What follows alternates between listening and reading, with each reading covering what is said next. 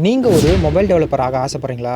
அப்ப இந்த வீடியோ உங்களுக்கு தான். மொபைல் டெவலப்பரே மொத்தம் 3 விதமான மொபைல் டெவலப்பர் இருக்காங்க. 1 ஆண்ட்ராய்டு டெவலப்பர், 2வது iOS டெவலப்பர், 3வது ரியாக்ட் நேட்டிவ் டெவலப்பர். நான் ஃபர்ஸ்ட் சொன்னேன்ல ஆண்ட்ராய்டு டெவலப்பர். அவங்க என்ன பண்ணுவாங்கன்னா, ஆண்ட்ராய்டு மொபைல் ஆப்ஸை மட்டும் டெவலப் பண்ணுவாங்க. அது ஆண்ட்ராய்டு மொபைலுக்கு மட்டும் தான் சப்போர்ட் ஆகும். iOS மொபைலுக்கு சப்போர்ட் ஆகாது. இந்த ஆண்ட்ராய்டு மொபைல் ஆப்ஸை எதில பில்ட் பண்ணுவாங்கன்னா, உங்களுக்கு இன்னும் ஈஸியாக சொல்லணும்னா எதில் உருவாக்குவாங்கன்னா ஆண்ட்ராய்டு ஸ்டுடியோ என்ற சாஃப்ட்வேரில் உருவாக்குவாங்க. இந்த ஆண்ட்ராய்டு ஆப்ஸை உருவாக்க என்ன லாங்குவேஜ்லாம் தெரிஞ்சுக்கணுன்னா ஜாவா இல்லைனா காட்லின். இந்த 2 லாங்குவேஜஸும் பேக்கெண்டுக்கு மட்டும் தான் யூஸ் பண்ணுவோம். ஃப்ரண்ட் எண்டுக்கு அதாவது டிசைனிங்க்கு யூஸ் பண்ண மாட்டோம். அப்போது டிசைனிங்க்கு எந்த லாங்குவேஜ் யூஸ் பண்ணுவீங்கன்னு கேட்டிங்கன்னா XML என்று சொல்லக்கூடிய ஒரு லாங்குவேஜை யூஸ் பண்ணுவோம்.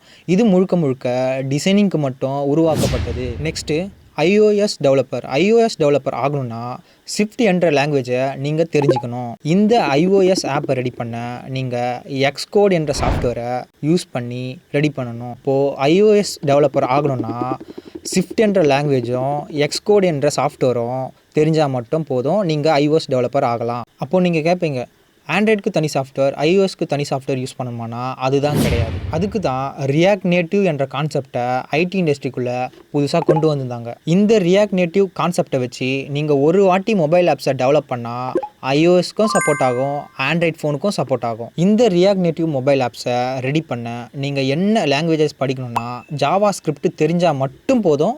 நீங்கள் ஃப்ரண்ட் எண்டும் எழுதிக்கலாம், பேக் எண்டும் எழுதிக்கலாம். இந்த ரியாக்ட் நேட்டிவ் மொபைல் ஆப்ஸை எந்த சாஃப்ட்வேரில் ரெடி பண்ணுவாங்கன்னு கேட்டிங்கன்னா விஷுவல் ஸ்டுடியோ என்ற சாஃப்ட்வேரில் ரெடி பண்ணுவாங்க. யாருக்கெல்லாம் இந்த இன்ஃபர்மேஷன் யூஸ்ஃபுல்லாக இருந்துச்சோ அவங்க நம்ம ஆண்ட்ராய்ட் டெக் எழில் சேனலை மறக்காமல் சப்ஸ்கிரைப் பண்ணி லைக் பண்ணிவிடுங்க. அப்புறம் மறக்காமல் கமெண்ட்டில் போயிட்டு யூஸ்ஃபுல்னு சொல்லிட்டு கமெண்ட் பண்ணுங்கள். அப்போ தான் இந்த வீடியோ எத்தனை பேருக்கு யூஸ்ஃபுல்லாக இருந்துச்சுன்னு எனக்கு தெரியும்.